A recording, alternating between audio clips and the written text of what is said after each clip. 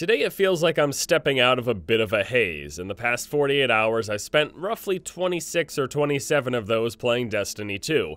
At this point, it's safe to say I have a fair understanding of the game. There's a lot that I love, but there's also a bit that I hate. And in this video, I'd like to recap all of this and what I guess we would call a bit of a early review, first impressions review, because truthfully, a game like Destiny 2 can't be truly critiqued till weeks or months after its launch, when we really get a feeling for how much leg that this game has. But there's a lot to be discussed here, and I'm going to go over all of that here in this video. So let's start off with the things that I love about Destiny 2, as overall, I have a very positive impression. The first thing is the combat. I would say this almost goes without saying, it's as good as ever. The combat was never the issue. In fact, it was largely praised as having some of the best console shooting in the industry. World-class gunplay, animations, and sound. This is something that Bungie nails. They have since the original Halo. They make games that feel, play, sound, and look great, and Destiny 2 is no different.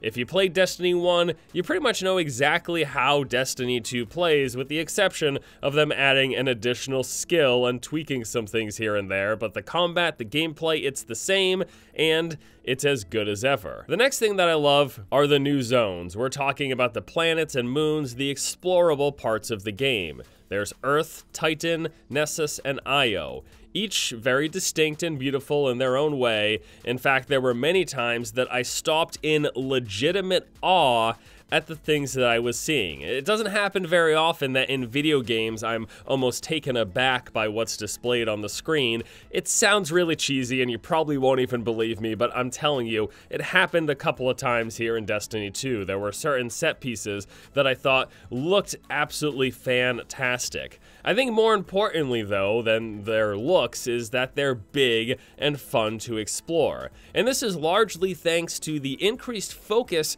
on the vertical space.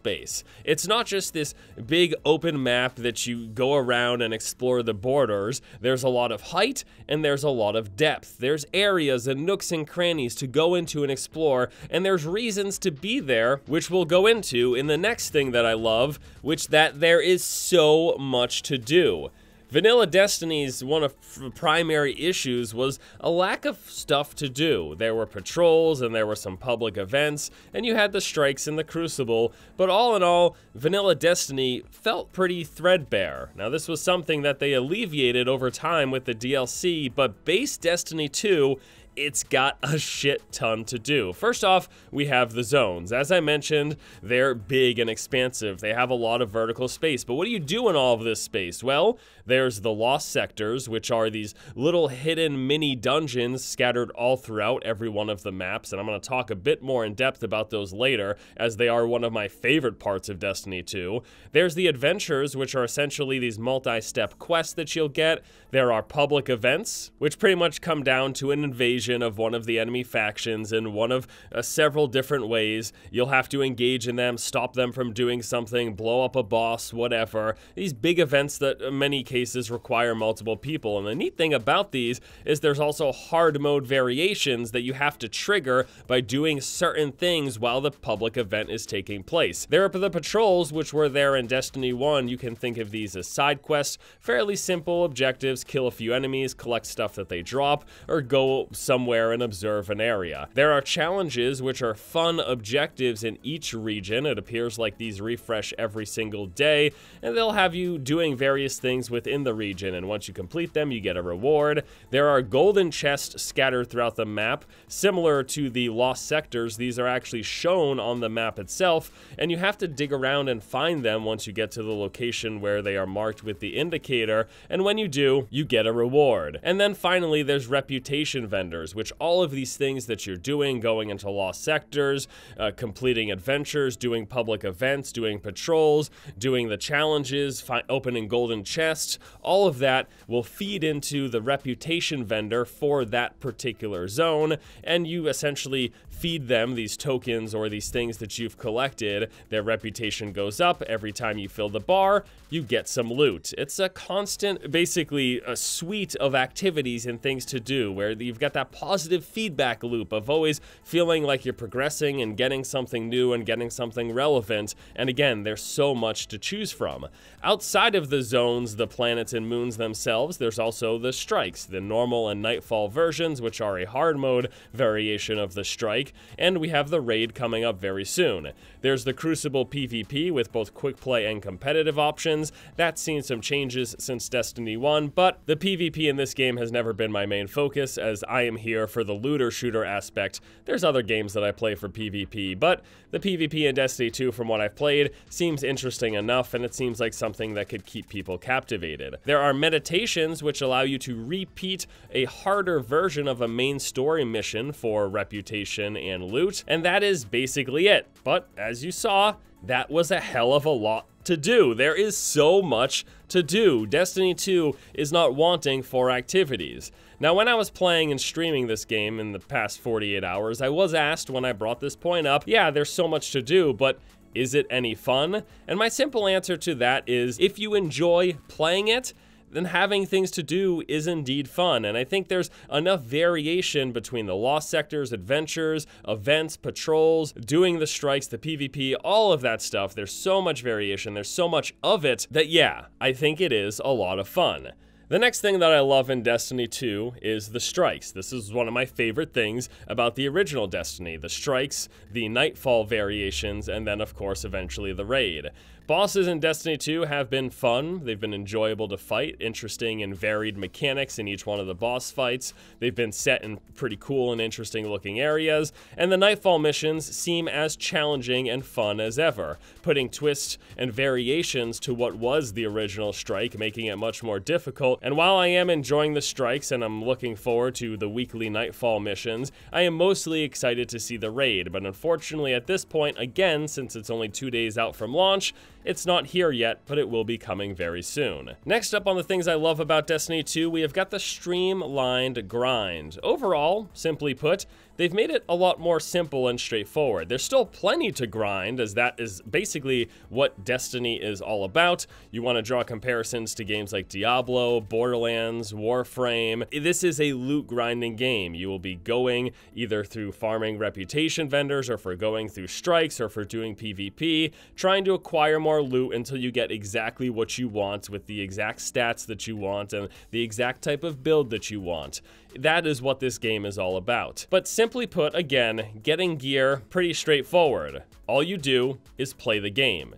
There's no need to be grinding strikes over and over again. In fact, I found that the best and fastest way to level up my light level to prepare for the raid has been simply by going onto the planets and moons and doing stuff. All of the stuff that I mentioned before will reward you with gear. The gear that you get is based off your current light level, slightly improving it, and that just keeps going up and up. So all you have to do is pick stuff, do stuff, and you'll get loot, and it'll be better than what you have, and you'll progress forward through that loot treadmill. Now, clearly, eventually, that will no longer be enough, and what we'll have to focus on is those hard mode versions of the strikes, the Nightfall strikes, as well as the raid. That is the premier tip of the top of this spectrum, of this treadmill. But up until the point, simply playing the game in whatever manner you see fit, whether you're on the planets, whether you're doing PvP, or whether you do enjoy running strikes over and over again, you can do that if you want. Play however you want, you're gonna level up and get the gear that you need to improve your character. And finally, the last thing that I want to talk about that I absolutely love in Destiny 2 is the Lost Sectors. This was one of those numerous activities that is on every single zone to explore, but this is by far one of the nicest additions that we have here in Destiny 2. Think of these as mini dungeons in every region. They're in these little hidden areas and are basically caves that have an end boss and a loot chest that you can acquire. You can go into them, fight through waves of enemies, have that little engagement with the boss, and then collect some loot. The simple process of the Lost Sectors and their addition into this game, I think, was a very, very positive change for Destiny. Because on top of all the patrols and the missions that are on the base level and the public events and all of those things that you can do, it adds a lot of depth to the regions. And I'm not just talking physically, because they are caves for the most part, but just depth in it, that it makes it feel more real. It makes it feel more alive. The zones are much more interesting places to move throughout and explore, knowing that there are these dungeons all over the place with these little bosses in them that you can go into. When Vanilla Destiny came out, I felt like the landscape as a whole felt kind of barren and not interesting. Everything that you saw you could go to within a parameter, of course, but there wasn't much to explore. There weren't a lot of nooks and crannies that made me want to look around and want to find things, and there wasn't much interesting to find. Now that may have changed over time with the DLC, but I'm mostly in this video talking about Vanilla Destiny and then Vanilla Destiny 2. So those are all the things that I love so far. Now let's move into what I hate. The first thing that I hate is that there's only 3 classes. Destiny 2 comes out, it's a sequel to a major successful game, and we have the exact same 3 classes. This was a perfect opportunity to come out with something new and interesting. Now, my guess is that they felt like they probably tried to design something new, but they might have felt like any way that they took them was stepping on the toes of the 3 classes that are already in the game. And to their credit, they did overhaul and add new subclasses, so even though we have the same 3 classes, in many ways they play differently than they did from the original Vanilla Destiny. But nevertheless, this was a great opportunity to add a 4th class to the game, and I'm a bit surprised and disappointed that they didn't. The next thing that I hate, similar to the first point, is that it's got the same enemies as Destiny 1. We've got the Fallen, the Hive, the Vex, the Cabal, and the Taken. All of the same enemies that you were fighting in the past 3 years in the original Destiny, you'll be fighting here again in Destiny 2, and there's really nothing new. Now, a bit of a spoiler alert here, you might want to close your eyes and ears for a minute. Something at the end of the story does point to the possibility of a new faction coming in the future, because I don't know what the hell these things are, but maybe somebody else does, and maybe this isn't a new faction, in which case we still are sitting at this point where it's the same enemies as Destiny 1. And the third thing that I hate, although this almost went in the faction of indifference, is microtransactions. First off, I need to say no. They are not really pay to win. People claiming this and freaking out about this, I don't think quite understand how the system works within the confines of what is Destiny 2. For me, it's simply annoying that they're there in the first place. Basically, you can purchase silver with real money to then buy these bright engrams in-game. Now, these engrams are essentially loot boxes that will randomly give you an item. They can be emotes, shaders to change the color of your gear, they can be ships or sparrows, they can be weapon cosmetics, and they can be gear and armor mods. Now, the gear and armor mods part is where the major concern and the exclamations of pay to win have been coming up. Basically, these mods grant you buffs or alterations to the loot that you already have. However, all of which are fairly minor, and all of which can be acquired for free in-game. They're not giving you anything here that's not already available, and any benefits, again, are so minor that they're not noticeable enough to make a big difference. In fact, once you hit max level, which is 20, you get a new leveling bar, and every time you fill it up, you get a free bright engram. So they're handing you out constantly the item that other people are paying for. So no, I don't think the microtransactions are pay to win, but I do hate them because their simple presence in this game that costs $60 at launch and is going to have DLC, it's a bit, I think, unnecessary and frustrating. The next thing that I hate is that there are only 4 regions. Earlier, I talked about the fact that I loved the regions that are here. I loved how much bigger they are. They are a vast improvement over the initial zones in Destiny 1, but there's still only 4 of them. I would have loved to see 5, 6, or 7 regions, although I guess we can expect those in the upcoming DLC. And the final thing that I hate is the delayed PC launch. This is a personal gripe. Most people probably won't care, especially since Destiny 1 was a console exclusive, but I really want to play this game on the PC, and it would have been nice if it launched at the same time. And a quick mention here goes to the shaders. I know a lot of the community is in an uproar about these. I frankly don't care.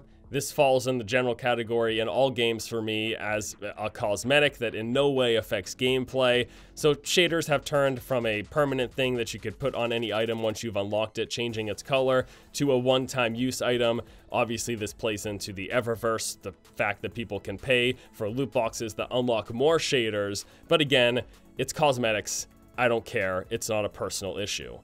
So, in conclusion, to wrap all of this up, even with the gripes that I have, I've come away pleasantly surprised with my playtime so far. I did burn out on vanilla Destiny after putting in 500 hours, admittedly, and while I was excited for Destiny 2, I wasn't sure if they were gonna do a good job. And only time will tell if the raid, the PvP, and all of the activities we talked about in the new zones will keep me playing, but that's something you simply can't know a few days after launch. It's gonna take weeks and months. However, with that said, Destiny 2 is leaps and bounds better than Destiny was when it first came out, and frankly, this is the game I always hoped it had been. They've made huge improvements with Destiny 1 over time with all of their DLC, but this game, Destiny 2, it launched improved. Good work, Bungie. You made a great game. Congratulations.